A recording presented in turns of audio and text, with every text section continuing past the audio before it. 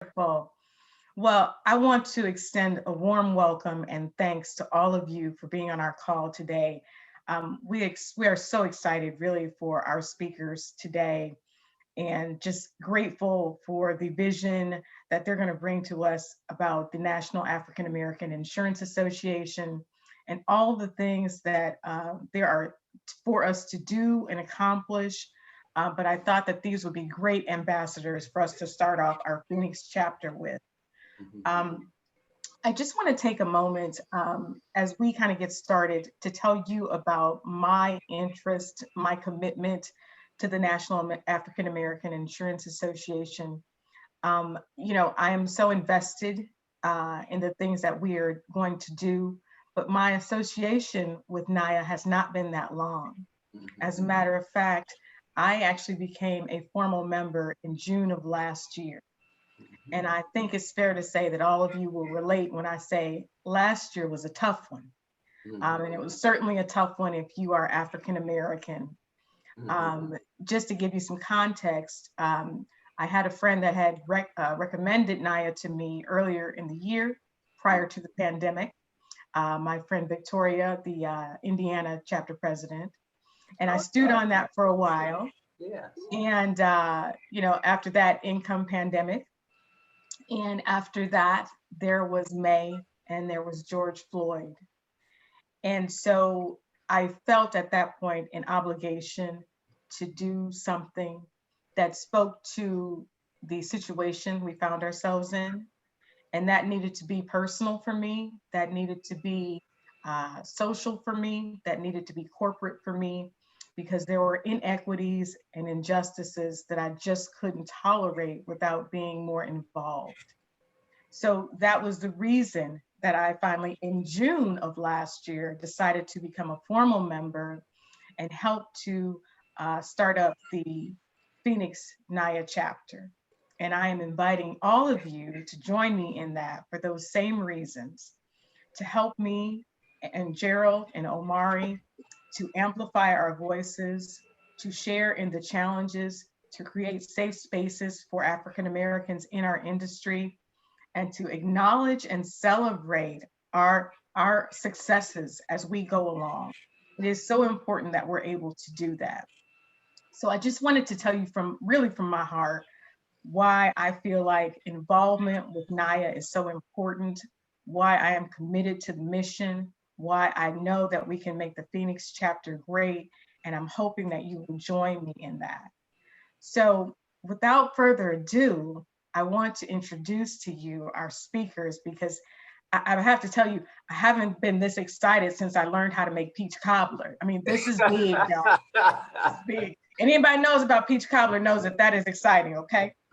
So I have got for us today, Jerald Tillman, the founder of the National African American Insurance Association, and my brother, Omari Aarons, who has been so helpful to me as we have started to grow this chapter.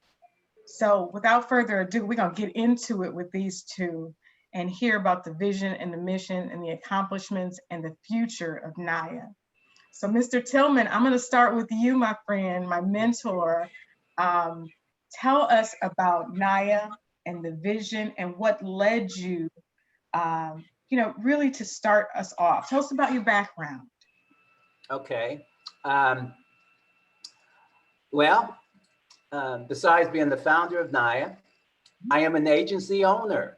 I own an independent agency in Columbus, Ohio. I'm a Buckeye. Okay. All right.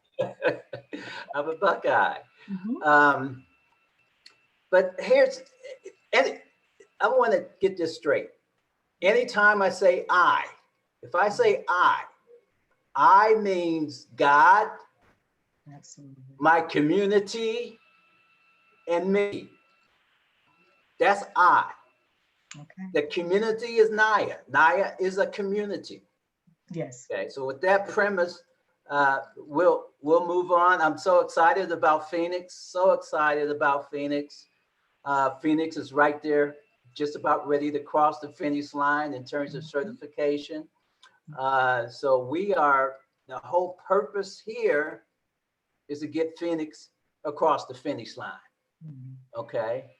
And so with that being said, the first question, what's the first question for me? So the first question for you is, what led you to think of the idea for NAAIA? How did it get started? Tell us what your vision was. Okay, can I go back to how I got into the insurance business first? Go ahead. Okay, I'm gonna go back. Okay, most of us, many of us, um, people of color, just happened by accident to get into the insurance business. All right.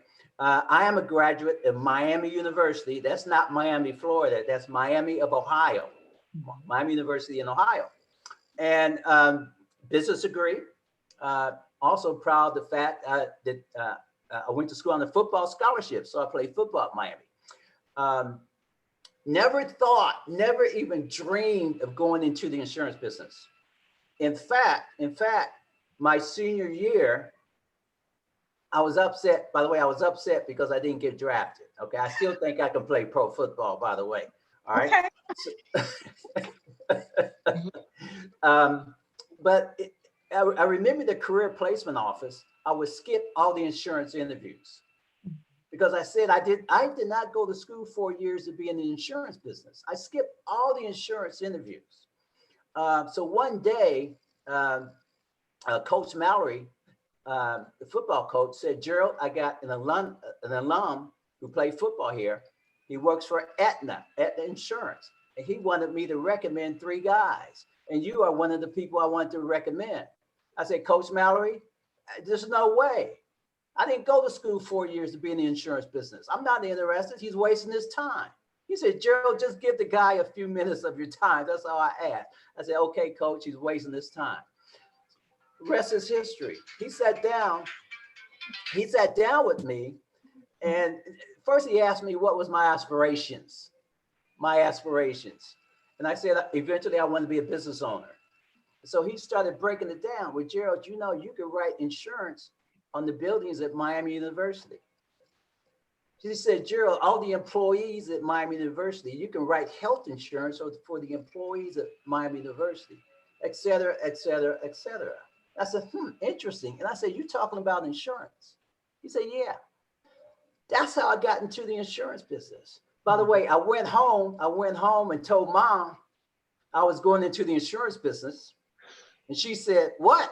You did not go to school 4 years to be in the insurance business." I said, "Mom, just hold on, Mom, hold on, Mom. I will prove to you that I was destined to be in this industry." That's how I got in the insurance business. Wow. And what were you seeing once you entered that led you to the creation of NAAIA? I was fortunate because it was white men who got me in the insurance industry. The recruiter was Caucasian. The agency manager in my first position was a Caucasian. I remember the Dave Looper agency. It was an Aetna agency in Dayton, Ohio. And I remember Mr. Looper said to me, "Jerald, if you're going to be in the business, you get in the business, you join your professional association." I said, "Okay, no problem." So I joined the professional association, what was mandatory. So when I got involved with the professional association, I noticed there was very few. In fact, I was the only Black guy in the group. This was like 1975, 76, 77. All right. And then I got involved, and I really got involved and became a board member. Then I started going to state conferences. Then I started going to regional conferences. And I noticed that there was very few people of color in attendance. And I just asked myself the question, why? Why am I the only one in the group? Yeah. Even when I'm going to regional conferences, national conferences, I said, where are African Americans? Where are we? I decided 3 or 4 years down the road, I decided if I'm going to do anything to give back to the industry, which I love, I fell in love with the industry at a very young age. And I said to myself, if I'm going to give back to the industry, I'm going to impact diversity in the insurance industry. My objective is to get more African Americans involved in the insurance industry. This was 1977, 1978. And I didn't know exactly how I was going to do it, but I just said, I'm going to start right here where I am. I could control right here where I am in Dayton, Ohio. So I just started recruiting people. I started researching. Aneisha, like the question I asked you, what companies are in the Phoenix area? What insurance companies are in the Phoenix area? So I did the same mindset back in 1977, 1978. What companies are in this area? And then I basically went to those companies and start asking around. But that's what motivated me. The other thing that motivated me was that my friends, the lawyers, there was a Black Lawyers Association, there was a Black Engineer Association, there was a Black MBA Association. And I always asked myself the question, how come there was not an association of African American professionals in the insurance industry? Absolutely. That's what got me going. So let me highlight a couple of things that I heard you say. Yes. You got into this business by accident, which a lot of us have, right? That's right. You had mentors, coaches, sponsors, right? That's right. And then you looked around and you didn't see a lot of people that looked like you. Where's us? Right? And you decided to create a network for people that look like you to amplify their voices and celebrate their successes. That's right. Is that what I just heard you say? Yes, ma'am. Yes. So the whole purpose was to develop a support system for African Americans in the insurance business and to introduce that talent to the insurance industry. Wow. And so here we are, 20 some years later, and we have people like my brother Omari over here in Boston that are carrying on what you've started out. So I want to ask Omari how you came into this and how you believe NAAIA is relevant to everything that Jerald is saying now. Yeah, you know what's wonderful. First of all, it's great to be here with you all. And thank you, Omari. For joining, and Aneisha, thank you for your leadership in Phoenix. There's nothing in NAAIA that actually excites me more than new chapters being established. My story is, so I'm an HR guy, and like everyone else here, I accidentally fell into insurance. I joined working for Liberty Mutual Insurance initially in a culture change role, and I was looking to do something a little different than kind of my traditional HR background. And I thought, oh, this will be a cool opportunity. Boston's an interesting city. The money was right. And so I said, all right, we're going to pick up and move to Boston for this role. And along the way, in the first 2 years, I took on the role of being the national co-chair of our Black Employee Resource Group. And along with that came the NAAIA sponsorship. And so they were like, oh, by the way, kind of as what happens anytime you get a job, and then there's like the other job responsibilities you get. It was like, you also are in charge of this sponsorship for this organization. And I was like, what is NAAIA? Like, what is this? I've never heard of this. And so I initially was introduced to NAAIA as a corporate sponsor, and looking at the benefits that were available that way, and went to the annual conference in 2018. And I was at this conference, and everybody is there talking about, as an African-American insurance professional, and the power of African-American insurance professionals. And that was the year that Dr. Leroy Nunnery II published his study, The Journey of African-American Insurance Professionals. Yeah. And so I was there at the national conference in Atlanta, and I was like, okay, hold on, let me just check this out for a second. Because I'm African-American, I'm a professional, and I'm working for an insurance company. Does that make me an African-American insurance professional? And I remember I came back to Boston and I had that conversation with my boss. She said, how was this conference? Because going down, candidly, I was like, I'm about to go to an insurance conference. Like, this is not about to be the most exciting weekend, but it's in Atlanta, right? Like, so, all right, here we go. We're gonna turn up. It's gonna be great. And I came back and I said, that was just inspiring and empowering on so many levels. And I was having a conversation with my boss. And I relayed that story to her. Am I an African-American insurance professional? And she said, wow, think of all the possibilities now that that opens up for your career, where you have described yourself as an HR guy, right? And proudly so and rightly so, to now like really think about yourself as an African-American insurance professional. What kind of possibilities did that create for you in terms of what happens? And so that's really been the journey for me, just from coming from that first conference and coming back to Boston. I said, not only am I now not just going to be a member in name only because I was in charge of the sponsorship, but I was like, no, I want to really be an active member. I really want to lean into this organization and see what it has to offer. Yeah. Very good.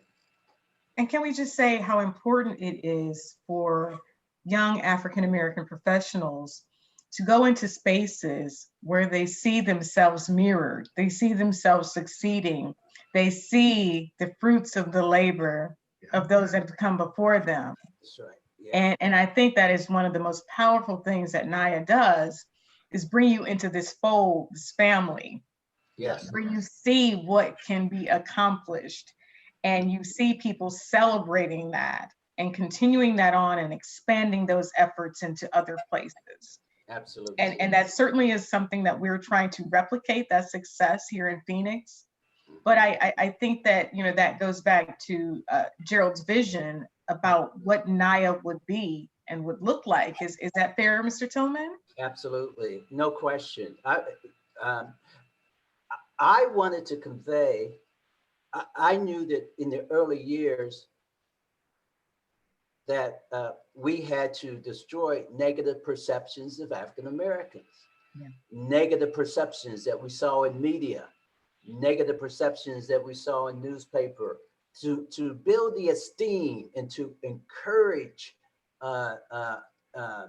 African Americans to succeed, to think differently about themselves as being destined for success. I'm going to tell you the first call, the very first call, I still remember the very first call. We had two chapters.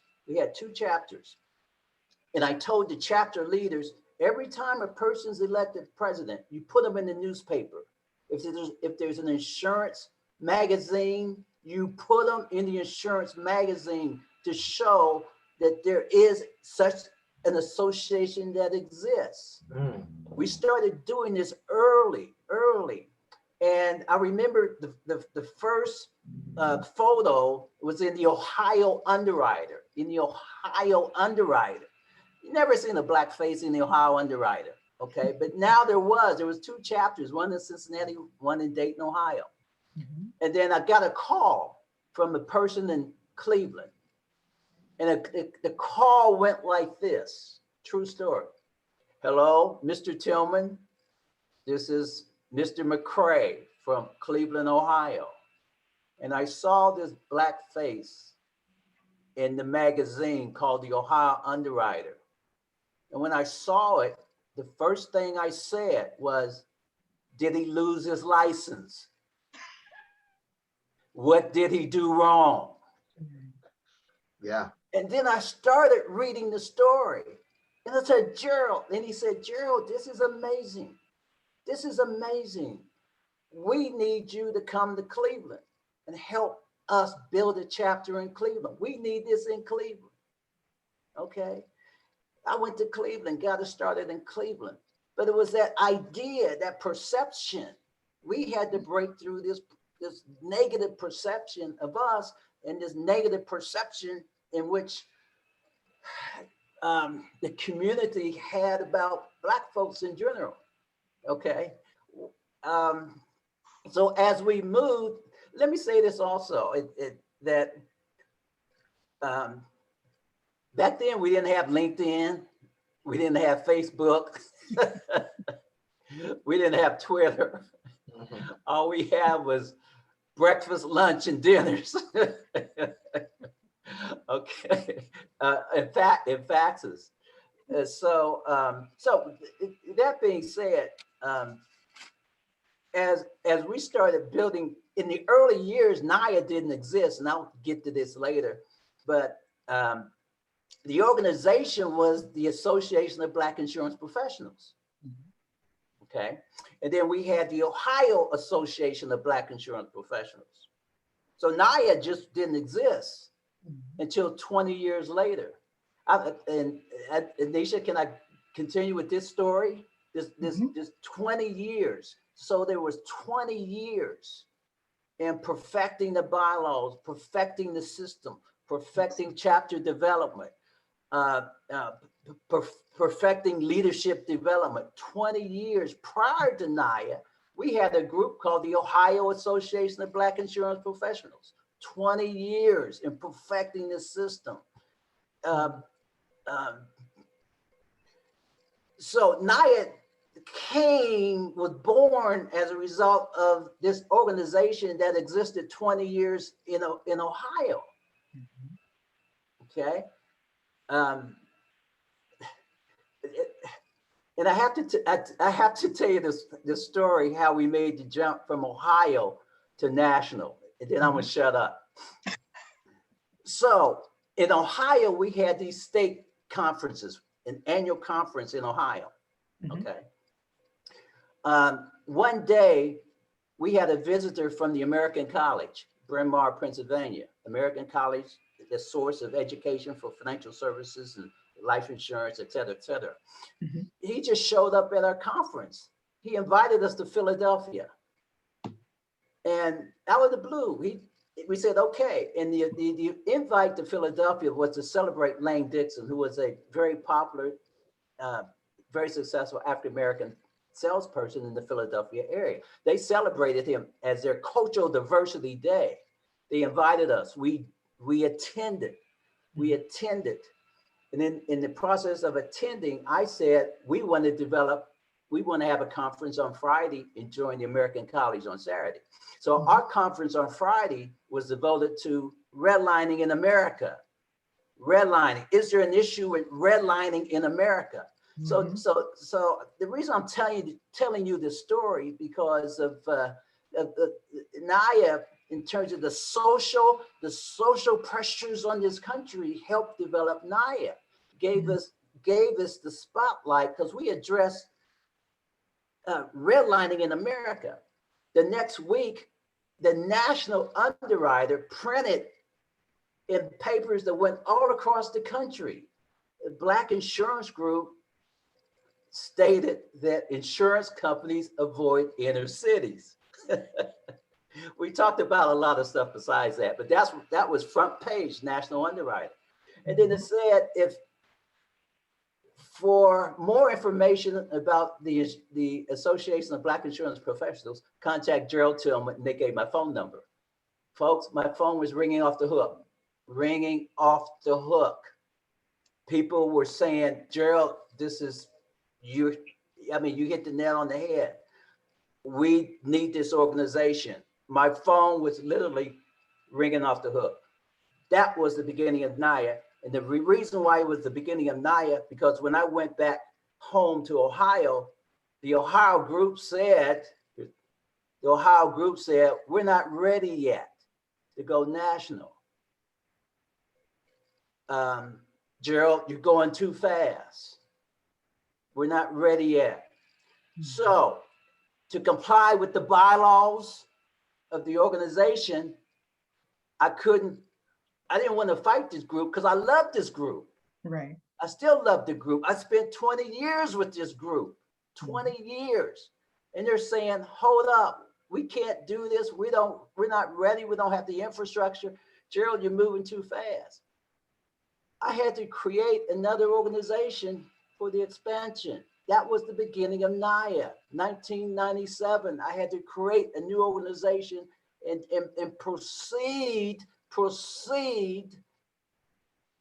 initially by myself, Aneisha. I had to proceed that vision by myself. I didn't have any brochures. I didn't have any invoices. I didn't have anything that had NAAIA on it. But because of the phone calls and the excitement, it forced me to create this stuff as we went along. So I had to create this stuff just to meet the demand. Just wanted to throw that out. So NAAIA, and the reason I think that helped us to become successful, because the plan was already set, 20 years in development. Mhm. All right. All I had to do now was travel around the country and find the first board members. You are truly a trailblazer. There is no doubt about that, Mr. Tillman. We are so grateful to you for all of the work that you did back then that has brought us right here where we are today.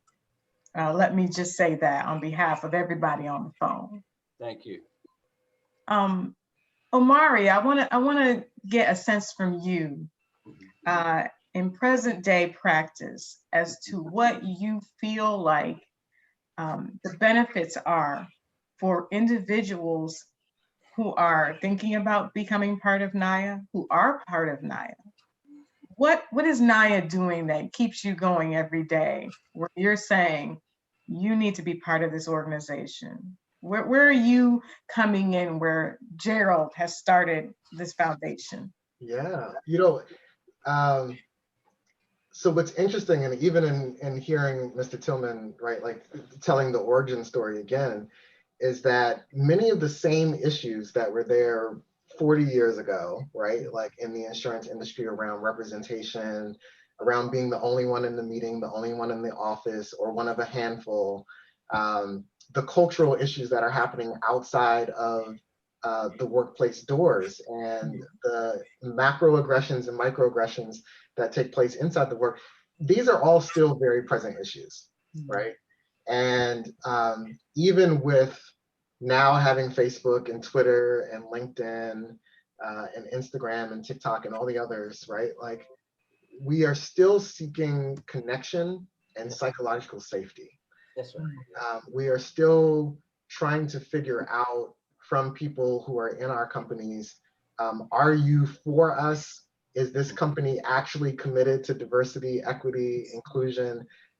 Does my life actually matter to this organization, right? And so we all bring that into the workplace. What I think NAAIA offers uniquely is the opportunity for individuals to be in community with each other in a safe place, to be able to talk very openly about issues that are going on. I was on a panel not too long ago around underwriting practices and looking at actuarial tables, and someone made this comment around how actuarial tables are based on mathematics, and so there's not bias in underwriting. And I'm like, well, there's a human being who also writes the equation, right, for the mathematics that go into the underwriting tables. And we see this very presently in artificial intelligence as well, right? Like some of the algorithms that spit back out, and the bias of people, and we all have bias, right? So that's a real thing, and not exclusive by race. And so, our industry really, I think, has rested on, as has the financial services industry as a whole, this kind of belief that because we're data driven, that the practices that we have aren't harmful. And so, individuals being able to come together and talk about what is happening, how do we make the right cases, how do we support each other in terms of career mobility, how do we get access to professional development, that sometimes those opportunities skip us on the team in the places where we are, where other people are getting certifications and conference access, and sometimes that comes by level in organization in places where we aren't. The exposure for doing things like panels, being nominated for awards, all of these things get wrapped up in our employer experience. And NAAIA, I think, has been really a place for individual members on their own and collectively to be able to find community. that word that you started with, Aneisha, like the community that exists in NAAIA, and is also very much so a place that welcomes everyone who is committed to the cause. That's right. Who is a champion of equality and equity, who is willing to lean in and talk about the diversity inclusion space. One of the things Mr. Tillman didn't say about the origin of NAAIA, which I think is important to call out, is that when NAAIA started 24 years ago, there were no other trade associations for any other people of color demographics, right? And so NAAIA, from its inception, really became the universal diversity inclusion umbrella of the insurance industry. Yes, sir. And now we have seen other organizations spin out and really step up using the model that NAAIA has. So there's a Latin American Insurance Association, a Chinese Insurance Association, right? But NAAIA was the forerunner for all of that. And so we have always been the face, as is the history and tradition of Black people. We have always been created the space, originated the space to talk about and champion diversity inclusion issues and initiatives. And that still continues today. Absolutely. That's so important. If Go it's ahead, one Mr. thing, Tillman. yeah, one thing I like to add is, see, what Omari said is what I was trying to find in other African Americans in the insurance industry who thought like I did. Okay, and in order to create NAAIA, I had to travel. I had to get on the plane. One thing I did, I surrounded myself with insurance publications and magazines, and I was searching for conferences, insurance conferences, gatherings across the country. And I attended those conferences across the country. And I specifically was looking for Black faces like Omari and Aneisha all over the country to tell us, to just spread the word about this idea to increase diversity in the industry and to be a support group and to encourage people of color to come into the insurance industry and to be successful. After a year of doing this, I selected 12 people who I met all over the country. And I said to them, it's time to really organize this. Meet me in New Orleans, 1996. Meet me in New Orleans. And you know something? All of them showed up. They all showed up. And we talked about the bylaws and how we can make this thing go. And the rest is history. These group chartered members came together and said, let's make it happen. Phoenix is destiny. Let's make it happen. Destiny is bringing this group to Phoenix. It's destiny. You're destined to succeed. Well, I think that is certainly true. We're doing everything we can here. So I want to talk to Omari, who has done this in Boston with great success. Tell us, Omari, what is the process for starting a new chapter? What does this look like? Yeah, it's so it is definitely, it's an undertaking, right? But I think the good news is that you all are mostly there. So you need 25 members to establish a new chapter. And I think part of this is when we start new chapters, there's people like me, there's people like Aneisha who have a lot of passion and energy for getting something started. And so no doubt, right? Like that Phoenix over the next 2-3 years is going to be really strong, while you have such a strong president who's well connected in the Phoenix area. The question that the national board asked is that when Aneisha says, all right, I'm ready to become the president emeritus, who is in place to step up? How do we make sure that the chapter continues so that it's never a one man or one woman show? And so that's really the business case behind the 25 members. Alongside a president, there is a local board. So there's a vice president, secretary, treasurer, there are committee chairs. And so the board has between 9 and 13 people on it. And so in order to get started, you need to have really a robust steering committee that has 8 or 9 people who are thinking they would be the first board members for the NAAIA Phoenix chapter. There's a little bit of work that you need to do around scoping out who are the insurance companies in the area, who are potential sponsors for the chapter locally for you to be able to do some things.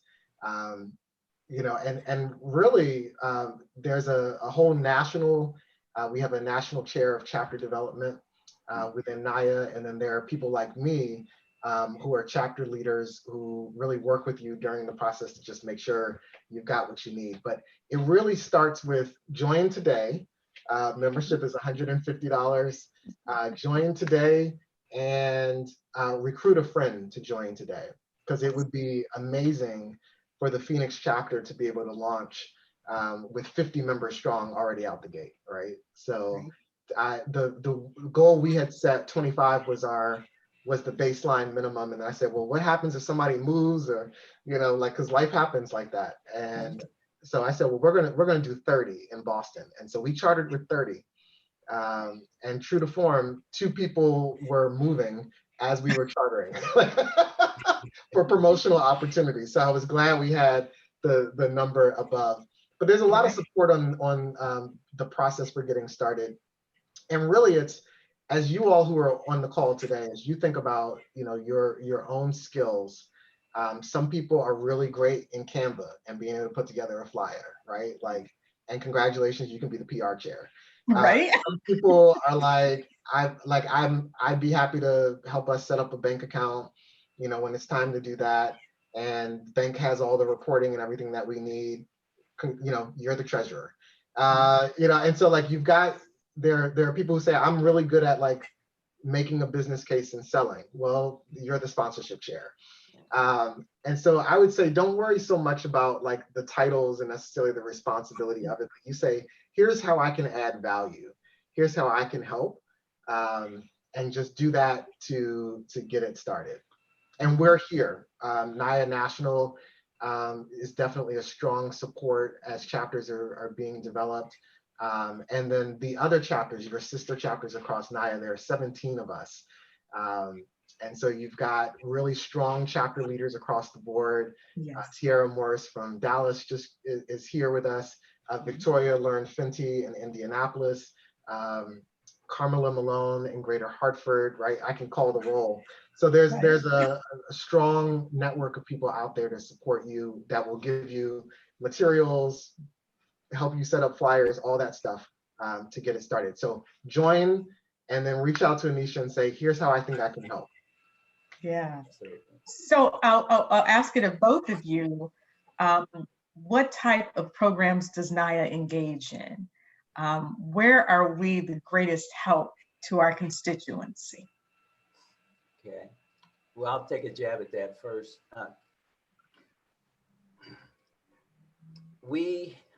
Naturally, we want to encourage corporate professionals to join the organization. We want to encourage agency ownership. So the mission, the original mission, and the mission still today is to increase the numbers of corporate professionals in the industry and also increase the numbers of agency ownership. We need to increase those numbers.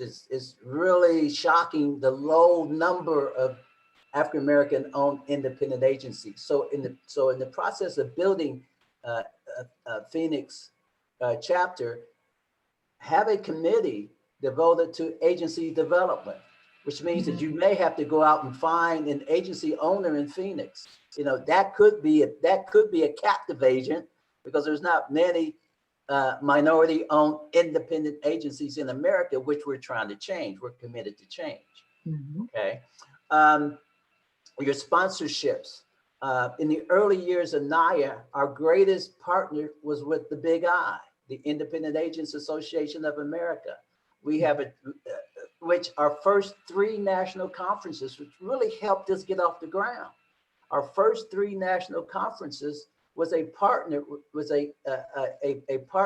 with the Big I.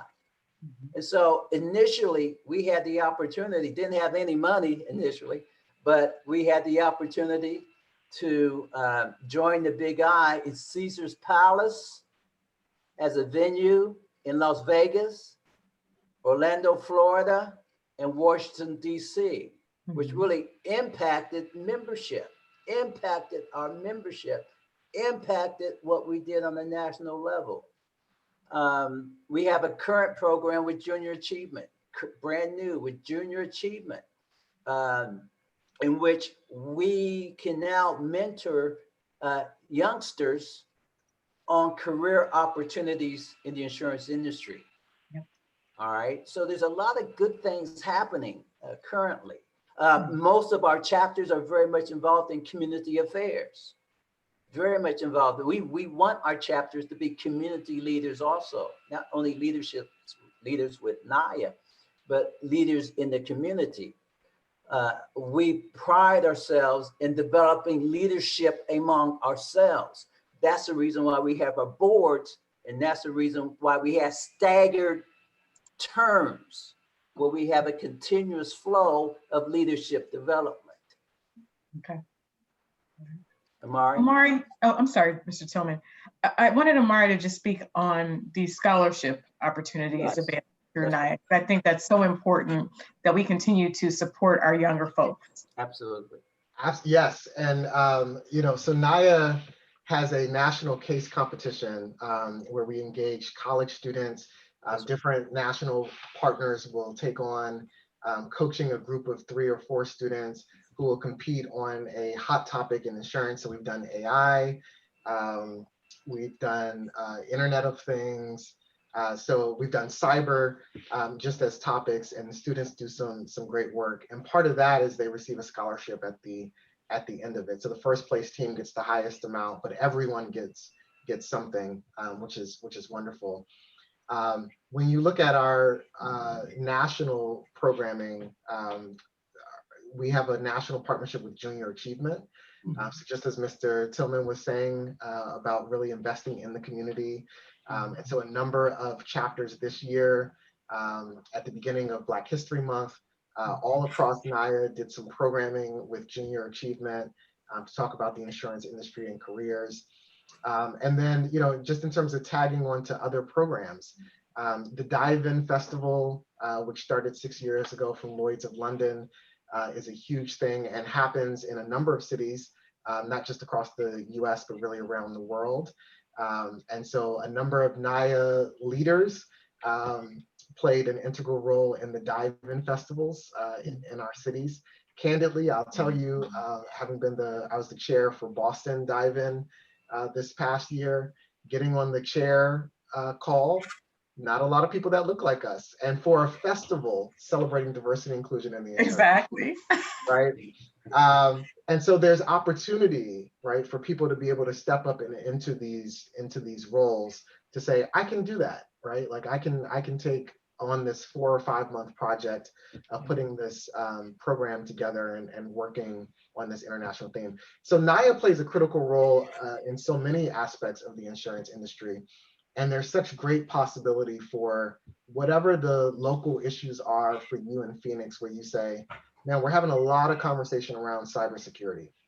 Maybe we need to do a program on cybersecurity. And there are some pre-existing partners. The state level Big I chapters are wonderful to work with. CPCU societies are wonderful to work with.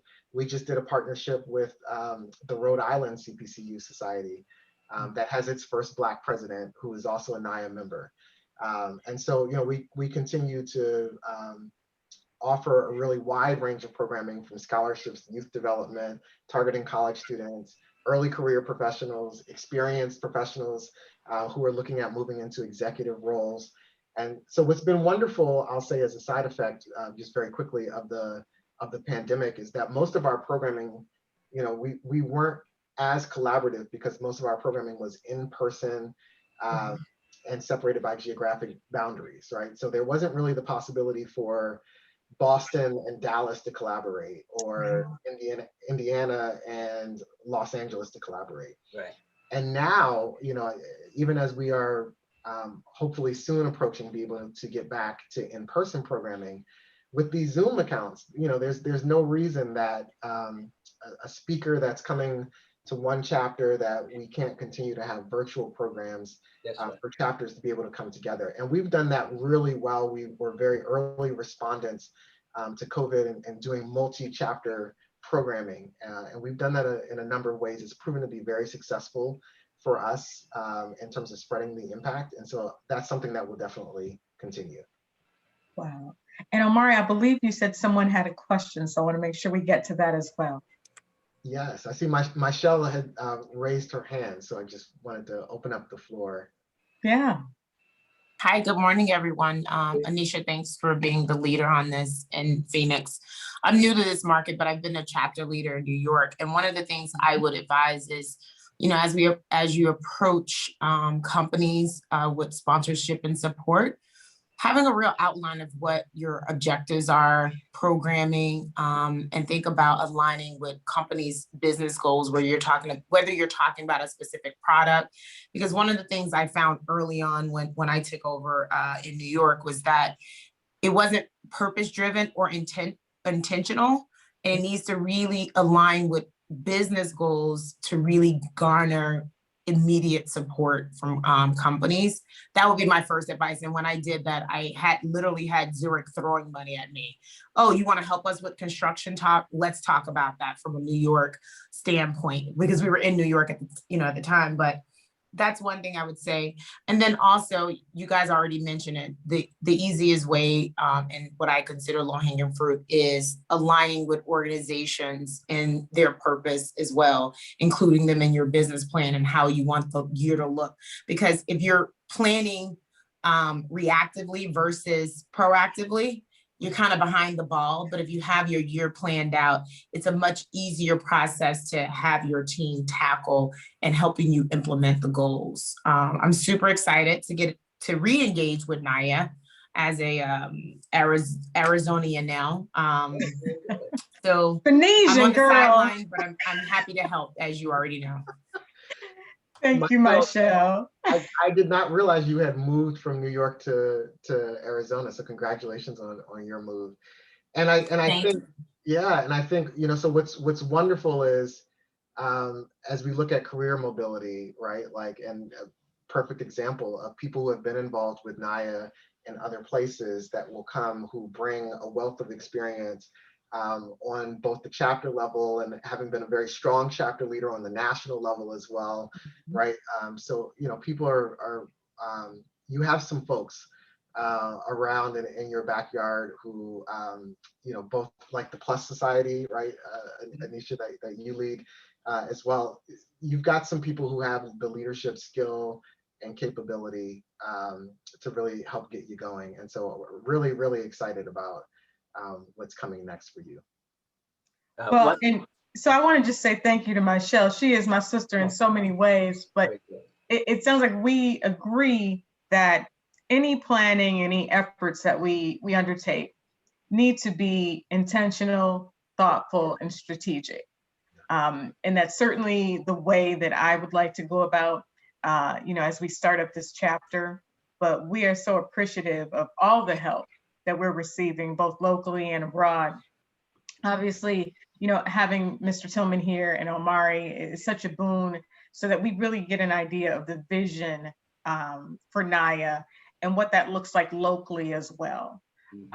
What I do want to ask you all, though, is just about your experience with NAAIA insofar. What are you most proud of? What's that one thing that you're like, okay, that was it? Okay, I'll take that first. But before I answer that question, one thing about public relations, everything that you do, make your connections with a newspaper. I don't know if you have a Black-owned newspaper in Phoenix, but make your connections with a newspaper. Don't have to be a Black-owned newspaper. A newspaper, radio, television. Make your connections. Everything you do that's successful, let the world know what you're doing and who you are. That's role modeling and success modeling. People need to see us in a positive and optimistic light. Make those connections. Have a good public relations chair. The thing that I am most proud of with NAAIA is that after, number one, we'll be 25 years old. 25 years old next year. We will also hit $1 million in revenue. Think about that. An organization that started and didn't have nothing but a dream and a vision. In the community, we have a tremendous community of the most talented, most gifted African Americans in the insurance industry. Yeah. That's what I'm most proud of. Yeah. Omari? 17 chapters and still growing, still building blocks. Phoenix is the new block that we're placing on the building. We're still growing. And we'll have our first international chapter, Toronto, Canada, probably in the next 12 months. Yes. Amazing. Yeah. I would say, you know, the moment for me where I was like, okay, this thing is like really real, right? Lit. There's a in Boston, our Chamber of Commerce has a festival that it puts on each year, the Fierce Urgency of Now Festival. And it's the festival's maybe 5 years old, but it's become a pretty big deal in terms of sponsors. It targets millennials and people of color, with a target audience of millennials of color, but really millennials in general, of helping them think about the future of Boston and what Boston looks like. And so I'll tell you, I had been in some conversation with the chamber about Liberty Mutual becoming a sponsor of the festival. And they were like, oh, well, maybe next year, right? Like, so this is how good the festival was going. They were turning down sponsorships. They were like, we don't actually need your money right now. And we had come late to the game. So last year, I said, well, you know what? We should just apply to see if we can host an event during the festival. It's a 5-day festival, but the competition for events is fierce, right? And so we proposed doing this program that targeted jumpstart your career in the insurance industry. How do people make the transition? Why come into having an insurance career? Lined up a panel. I was like, well, if they don't take this program for the festival, we'll just do it on our own, right? Like through Zoom. And we got into the festival.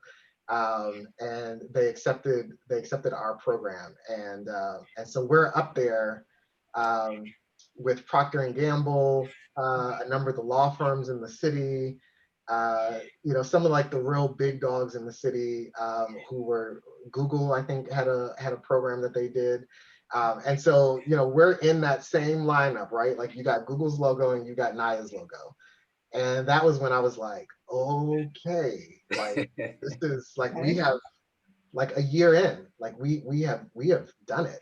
Like we are out there. There's like really no turning back at this point. And so that was really exciting to be a part of. And I was really glad for that program as well, because so many of the other board members stepped up to put that one together.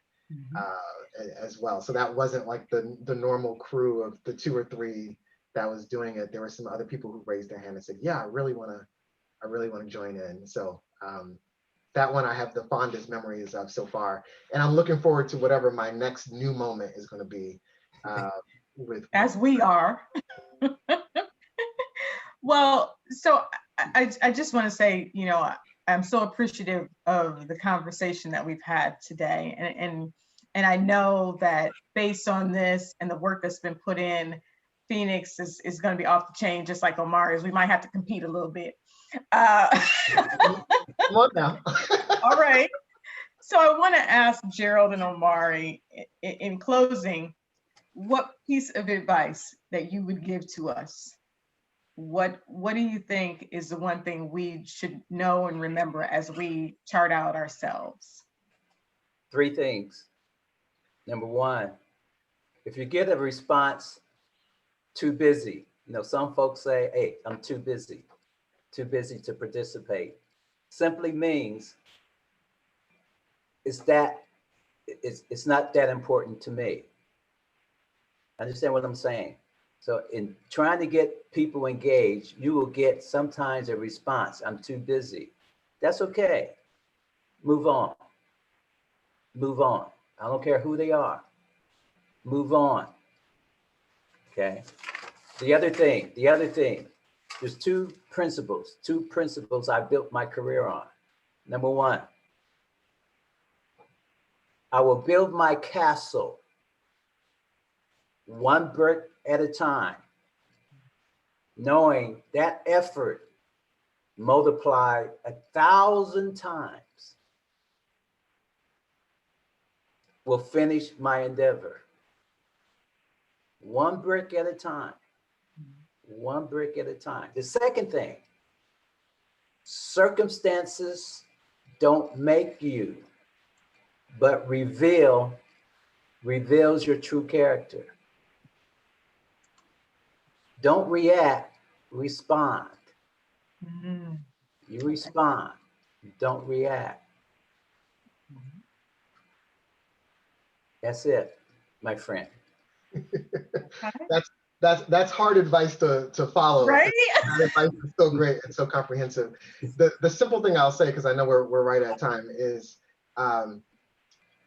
if you're wondering, should I really get involved? Should I step forward into a position? The answer is yes.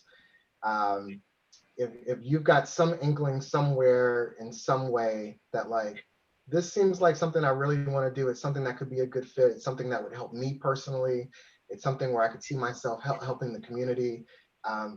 Any inkling that you have to do that, that is something telling you that yes, you need to be involved. Yes, you can help.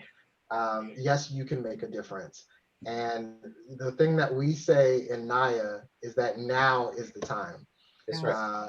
As Jerald said, some people say, I don't know, not a great time in my life. Completely understand, completely respect that.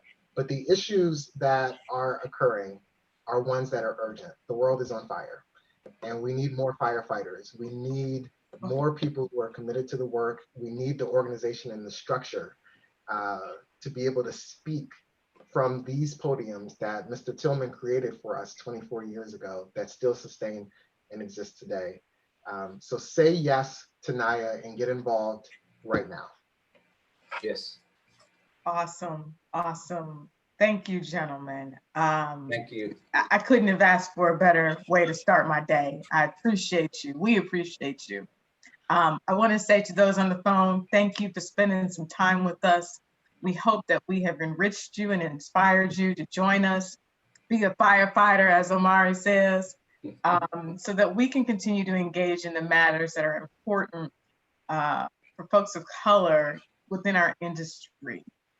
Be a supporter, be an ally, be a mentor, be a coach, be a sponsor. We invite you to join us in that. And with that, I will end our call. Thank you. Appreciate All right. it. Thanks, everybody. Have a great day.